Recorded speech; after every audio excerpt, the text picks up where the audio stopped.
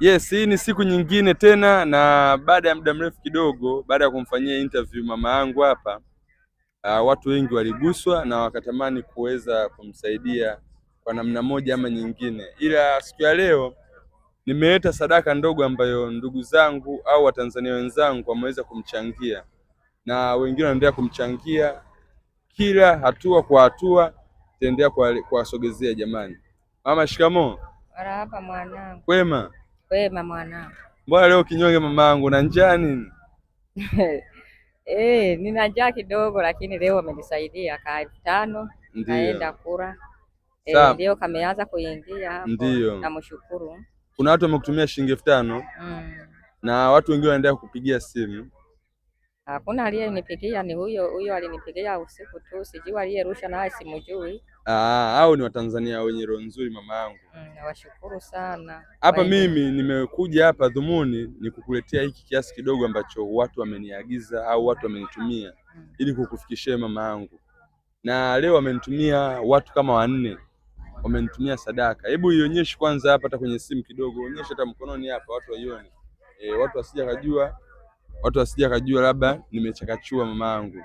Kwa mzigo umekufikia. Haya mama yangu, wewe kunja afu tuendelee kuongea. Sasa mama, mimi nataka ujaribu labda kuwashukuru Watanzania na mahitaji yako, labda uendelee kuasistizia vitu ambavyo unavihitaji, wasije kwa labda mimi ndo naongea.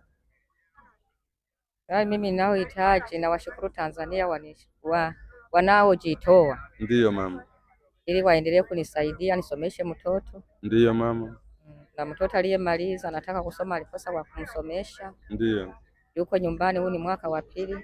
Na mtoto wako huyo yuko sehemu gani? Kigoma. Yupo Kigoma. Ameacha shule kulingana na ugumu wa maisha. Sasa anaenda chuo. Ndiyo. Ingine sehemu ya makazi. Makazi yangu sehemu ya kulala. Yaani pa kulala ni hapa hapa tunapolala. Ndiyo.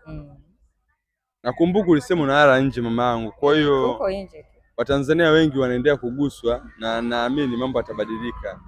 Na hapa mimi nimekuletea kiasi kidogo ili kikusaidie kwa hizi siku 2-3. Asante. Ndiyo mama. Lakini pia mara mwisho niambia mume wako anaumwa kisukari.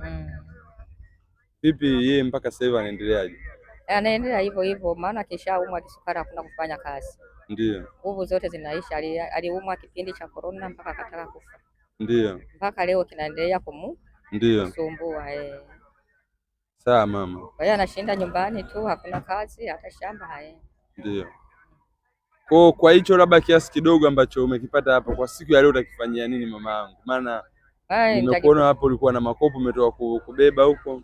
Hii kiasi kidogo ambapo wamenisaidia nitaendelea kukiweka. Ndiyo. Ili kinisaidie baadaye uzee wangu. Mungu anaweza kuwagusa Watanzania na mimi nikafuka huku. Ndiyo. Ili nikatulia kwenye mji wangu. Sawa. Kiwaya nikatengeneza nyumba ya nani hii ya kuku. Nikatengeneza na mimi nikatulia.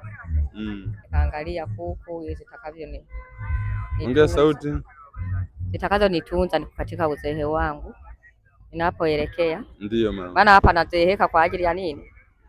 Kwa kukosa chochote nyumbani. Ndiyo. Mimi basi mama yangu, mimi nimefurahi. Kilichonileta haswa siku ya leo ni kukuletea hicho kiasi kidogo ambacho watu wamekituma, na mimi kwa sababu naelewa mazingira yako ambapo unaishi hapa, nikaona siwezi kusubiri wiki nzima ndio nikuletee. Nimeona bwana nikuletee kwanza hicho kiasi kidogo kiweze kukusaidia kwa hizi siku 2-3. Alafu kwa watu wengine watakaoendelea kuguswa, nitaendelea kuwapa ushirikiano, nitaendelea kuwaleta, nitaendelea wengine kuwawakilisha. Kwa hiyo mama yangu tuko pamoja sana. Hata ukiwaleta tutawapeleka tunapolala tu. Mimi nitawaleta na wewe unalala kwenye mti. Ndiyo. Nje tu. Nalala nje. Kuna mti pale chini tulijifanyia tukalala. Ndiyo. Tunaweza labda tukaenda mamangu tukapaona ili Watanzania waendelee kuguswa kama hautojali. Haya twende. Haya mama, twende. Na hivi ndo tunavyokaribia sehemu ambayo bi mkubwa hapa yeye anaishi. Na hii ndio eneo ambalo yeye mama hapa huwa anapumzika au usiku wake huwa unaishia maeneo haya.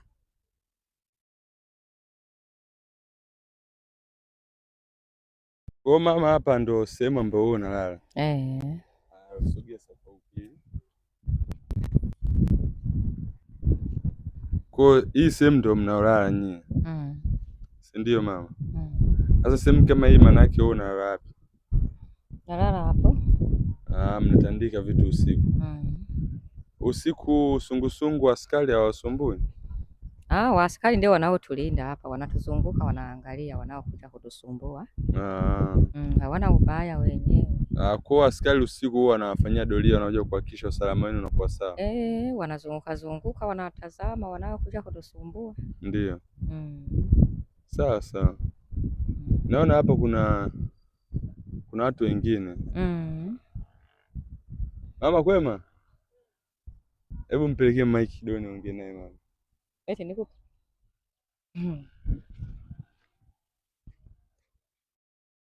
Shikamoo. Marahaba. Kwema? Kwema kabisa. Mambo yanaendaje? Inaenda hivyo unavyotuona. Mbona kama unaumwa? Ni kichwa tu kinaniuma kwa kazi ngumu za kuokota makopo. Na wewe unafanya shughuli ya kuokota makopo? Pole sana.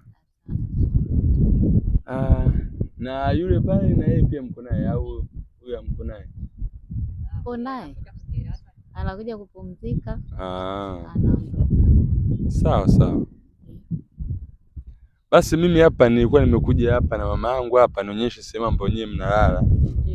Ili Watanzania wakiguswa waweze kuwasaidieni. Kwa sababu nyinyi ndio mama zetu. Ndio. Na nyinyi ndio mmetuzaa, nyinyi ndio mmetupambania tumefika mpaka hapa tulipo. Ndio. Kwa mimi naamini Watanzania wana roho nzuri na wanaweza kawasaidia kwa namna moja ama nyingine. Sawa. Mama.